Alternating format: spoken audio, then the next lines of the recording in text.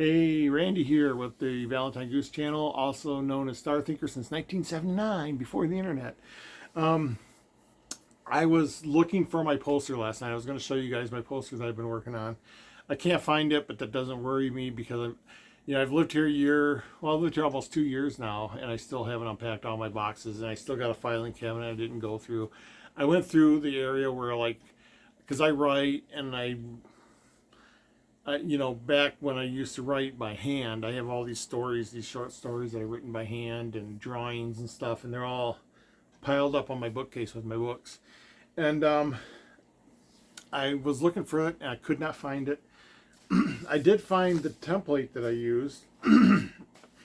So this template is kind of, if you think of it as an outline to a story, but I did find that.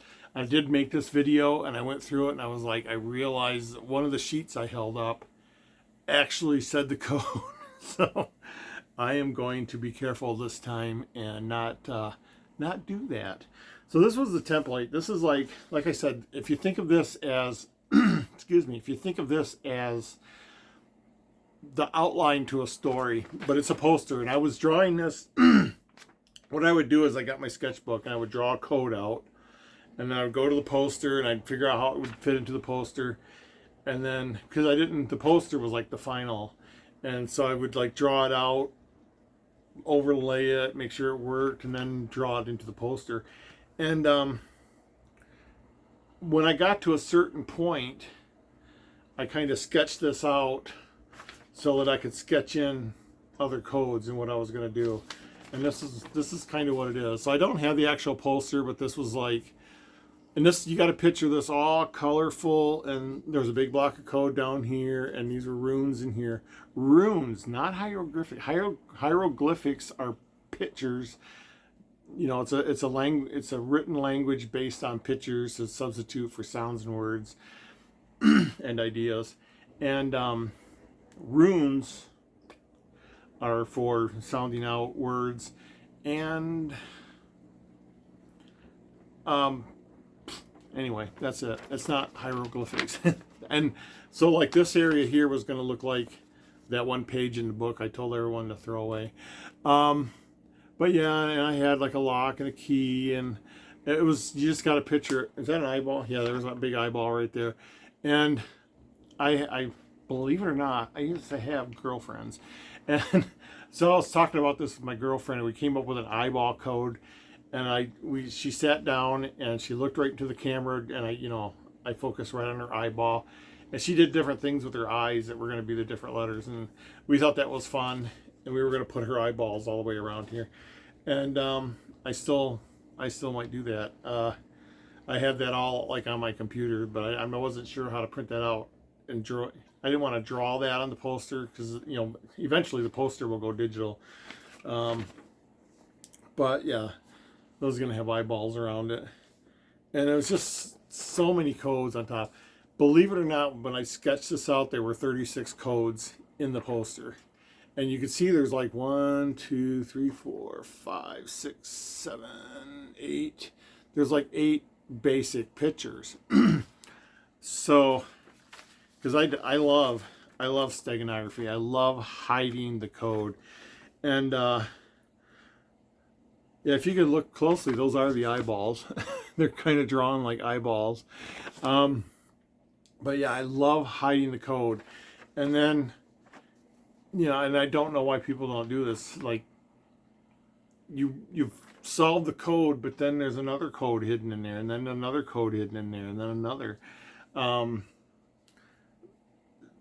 Patterns and placements and colors and everything can be a code. But yeah, I wasn't sure what the giant E was for. That's not on my poster, and that was on here. So I must have been thinking of like a drop cap letter. And but every picture can hide a code. And every picture can hide 2, 3, 5, 10 codes. And yeah, I'm really fascinated with this. And I keep working on it from time to time. I don't work on it constantly. Like I said, I've been here 2 years, and I misplaced it. Like I said, I think it's still in a box somewhere, so I haven't worked on it in at least 2 years. But yeah, that used to be something. I used to have this job where I had this big desk, and it was always clear because I did everything on the computer. So I could lay this stuff out, and I'd come in a couple hours early, and it was like I liked working at the desk because it just seemed so clean. And the desk I have now is not clean at all. So, but yeah, that was fun. And while I was looking for that, I got these big stacks of paper in my bookcase because way back before the internet. Before computers, I would write, and I used to have this a Canon, I think, word processor. It was really cool. It had this little tiny yellow screen, and then a built-in dot matrix printer, and like the keyboard covered everything up, and you popped it down, and you could type, and you could see what you're typing on the screen, and then you could print it out. I thought that was the coolest thing ever. And so I got stacks of paper that were printed out of that thing. Yeah, those were the good old days. And but yeah, I was going through that looking for the post. The poster's 11 by 17, the one I'm drawing on. But I had photocopies of that had shrunk down, but I could not find those. But I did come across an ancient code that I used in the book. This is hand drawn. I don't know if you can tell that's hand drawn. The pictures in the book are actually photographs of actual bricks, and I had to go out. The hard part was, most brick walls have the staggered bricks for strength. So to find a brick wall that just had parallel bricks, both up and down, just straight lines, that was kind of hard. And I was in Denver at the time, and I drove around. I think one was a McDonald's, and one was an old abandoned building, but it was hard to find bricks. But all the ones in the books are pictures of actual bricks that I took pictures of and just made them look like drawings. But these are the actual drawings I did, which isn't too bad. And I'm looking at them now, I'm thinking that's better than the ones in the book. But I think the ones in the book, I don't know, they look more like bricks, and these just look like rectangles. I call this my coding template, and there's the bricks right there. So, and that was going to be a lot of work because I wanted each one to be different, and that's fun. And then I found this. Huh, that looks familiar. And then I don't know if you remember, but back in the 70s was like there was like psychedelic times. There was disco. There was color black lights and black light posters. And what my mom was into was those things. It's like a black felt, and you put nails all. You draw something with nails, and then you take and you color it in with string. And she was really into that, and she did some elaborate stuff with that. I still see them from time to time, but I did work out a code using the strings and the nails. And like I said, whenever I draw, I'm always like, how can I put a code in here? And yeah, there's a lot of different ways you can encode a message in that, and I saw that. And then what happens sometimes is I'll find a code and I'll be like, I have no idea. I have no recollection of this code. I have no recollection of what I was going for. But yeah, I got this. I don't know if you can see it, but they're little M's. And there's arrows that show a path around there, but I have no recollection whatsoever. And it matches my shirt. But yeah, sometimes I'll pull something up like that. I'm like, what was I thinking? Now this is the one. God, I hate to fold this. So what can I do here? I'm going to take this piece of paper and put it there. I guess that's safe. This is the one I held up before, and I was like, damn, that, like, the writing in the margin actually spelled out how to solve the code, so I'm going to put a piece of paper over it. But this is something I was doing for the map, and again, it's like a border that, and this like eventually became a different code, but it's like a border that you put letters in. And again, I remember what I was doing here, and I remember what I was doing here, but I don't remember what I was doing with the apple, the baseball, there's a blimp and some kind of animal, and I think that's supposed to be a flower. But yeah, there's like an apple, a blimp, and an animal. I think that's supposed to be a flower, and then a baseball. And I'm like, yeah, I can remember what I was doing here, and I can remember what I was doing here. And this was like an early draft of the poster, but I came out with a different border. Like I said, we got the eyeballs for the border now, and that's kind of interesting. Is there anything on here that's cool? Yeah, this again, working on the brick code. I'm sure someone's going to zoom in on that. And I was toying with different ideas for like the triangle code. Well, I won't focus on that. And then there was just some things I was playing with, like, because they were on the template. And I'm like, how can I do a code there?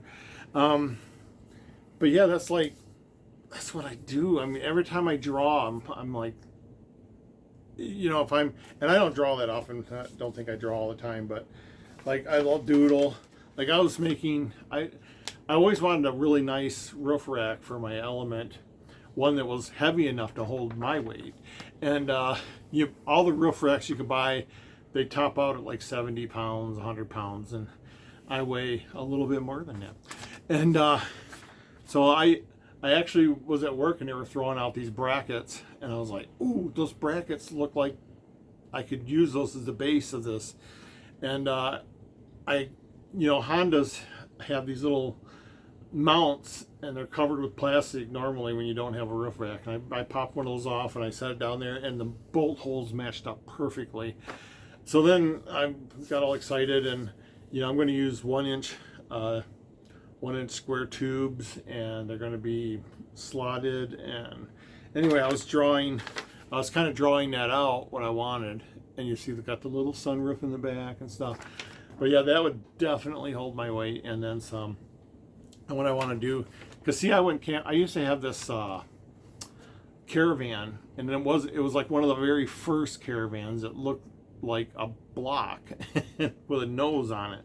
I don't know if anyone remembers the first Caravans, but man, that thing ran great. And because it was like old, I wasn't worried about it. So like I would drive it off road, because in the Rockies there's places where you can just drive between the trees and get to a campsite.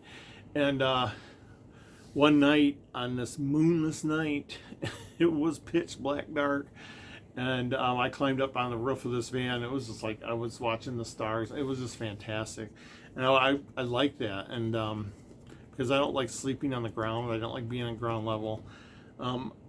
But having this, and I have an actual like camping mattress, and I could throw that up there on top of the bars and go up there and lay down. Because I cannot sleep in a tent. I cannot sleep where I can't see. That drives me insane, because then every noise you hear, you don't know what it is. And I sleep with my flashlight. I have like a spotlight flashlight, the kind that's like, it'll light up the whole town. And so I sleep up there with my flashlight, and if I hear a twig break, if I'm not watching for stars, like if I'm watching stars, I hate to do it because it ruins my night vision.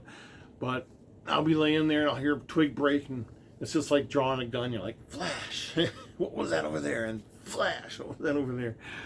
But if I'm in a tent, I can't do that. I'll hear a twig break, and I'm like, what's out there? What's out there? And I don't know what's out there until the claws come through the tent, and then it gets ripped open, and then like Bigfoot comes in and gets me.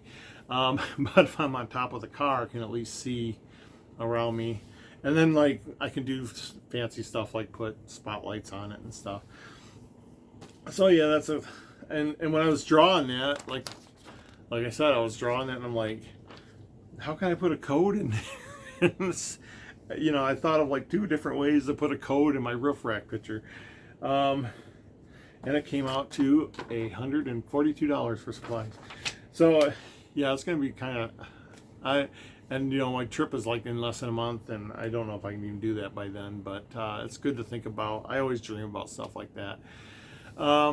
But today, you see I'm wearing my oldest t-shirt, but it's raining and wet outside, but I'm supposed to put together this play set. The booklet for this play set, the instruction manual, is actually bigger than the Beacon Star. It's thicker, more pages, it's actually a bigger size. And I was like flipping through it, and I realized I was on like page 20, and it was still telling you what was in the boxes, because there's 8 boxes. I think 6 of those boxes exceeded 80 pounds. And it's just like, it's so daunting because it's one of those places that has like a fort, and then it has a climbing wall and a rope wall, and it has a swinging bridge, and then one of those ladders, you know, the kind that you cross on, and a slide. It's a big play set, and it says build time 12 to 24 hours. And I'm just like, oh, it's so daunting. I'm just so glad I got some nice power tools. Um, but it's raining, so I've got kind of a reprieve. And then there's this. I got this in the mail from one of my, well, she's not really next. She's my best friend, but she lives in New York City, and she saw this and thought of me because I used to own Volkswagens. I think I've owned maybe 20 Volkswagens in my life. I've had 2 or 3 vans and a lot of bugs, and I love the feel of a Volkswagen because, like, the last one I had was all mechanical. It had 4-wheel drum brakes that were operated by a cable that actually came through and attached to the brake pedal. You know, the gas pedal was a cable that ran to the back. The steering wheel was just a rod that went up to the front wheels, and you could, you know, there was no power steering. There was the only wires in there went to the lights. It just was mechanical, and I just loved that. And I love the feel of the shift, and I love the clutch. You know, the clutch was just a cable. There's no hydraulics. There's nothing. It's all mechanical, and I love that feel. I love that you can feel every bump in the road. I love that you can steer on a dime, and even though it's not power steering, and you know, the metal above my head is just one sheet of metal. It's the inside and the outside, and you know, the metal on the dashboard on the other side is in the trunk, and you know, you have to open the hood to put gas in. I loved everything about it. So she saw this and thought of me, and it's like a solid gold Volkswagen. Look at that, solid gold, and on top it has a clock. And when she's had this for a while because she couldn't figure out how to pop the clock out. I kept telling her, because she sent me a picture, and I said that plate on the bottom comes off. And she didn't believe me because it looked like it was solid to the bottom. But you know, she's seeing a jeweler now, and a big jeweler. He makes jewelry for like Tiffany's and stuff. And she gave it to him, and he very lovingly took the bottom off without scratching anything, and you know, got the clock going. It's 10 to 7. Is that the right time? Look at that. Yeah, and it's so heavy. I love how heavy it is, and it's not really gold, but it's just so beautiful. And I've been taking it to work and bringing it home. I don't know what I want to do with it. It's so heavy. I love just sitting there holding it, and it's like, man, that could be really gold. But yeah, that's fun. Oh, look what I got right here. This is the spotlight I was talking about that I sleep with, and it's like super bright. I don't even want to point it at the camera. It has all these different, and it's just like a little gun. And when I'm sleeping, I'll be like just like this. I brought it down here because I had to run Cat 5, Cat 6 cable up to the 2nd floor from the basement, and I had to like look up the wall and find out where all the holes were. So anyway, that's my day. Everything is totally wet outside, and it's been so hot here. It's been like 85, 90 degrees, and with the rain, now everything, you know, it's like 100% humidity, so it's just this thick fog outside. And just walking out to my car, you know, I'm already covered with sweat. So this is going to be interesting. And I'm looking out the window, and it's just dark. Usually it's broad daylight by now, and it's just dark. So anyway, I wish I could have found the poster. I'm going to keep looking for it. I have some ideas where it might be. But the finished product, when you see the colors and it's just really cool. I love it. And my goal is to put 100 codes in there and release it as a poster, and just see who can solve the 100 codes first. And I'm up to 36, and yeah, every time I draw a picture, I'm like, oh, you know, you see how all these things come together. I could vary those and make Morse code out of it, or I could vary this and it could be probably be a square, and there's just all these little things that like it's already coded, but you look at one aspect of it and you're like, hey, if I vary this, that could be a dot code or a Pigpen cipher. It's just all kinds of things in there, or ones that I make up. I've made up a lot. The brick one was fun. I don't recall seeing that anywhere, but it's just something I made up. That's one of the intermediary codes.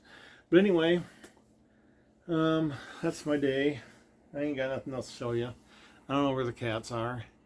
I'm gonna go out, maybe just open the boxes and spread all the wood out. And the bag of screws, I kid you not, I get these 40-pound bags, kitty litter, and I know this bag weighs more than that 40-pound bag of kitty litters. And looking in it, it's just like all the nuts and bolts and screws, and I don't see them packaged. I don't see them grouped. It's this huge bag of nuts and bolts, and oh my God, I don't even know how I'm gonna sort those or whatever. But yeah, it's gonna be a daunting day, and it's not supposed to be as hot today. It's only supposed to get up to like 80, but the humidity is just, everything is dripping wet outside. So I'm going to leave you with that, and I'm going to take off and probably kill myself lifting 80-pound boxes. So I'll see you guys later, and y'all take care now. Yeah.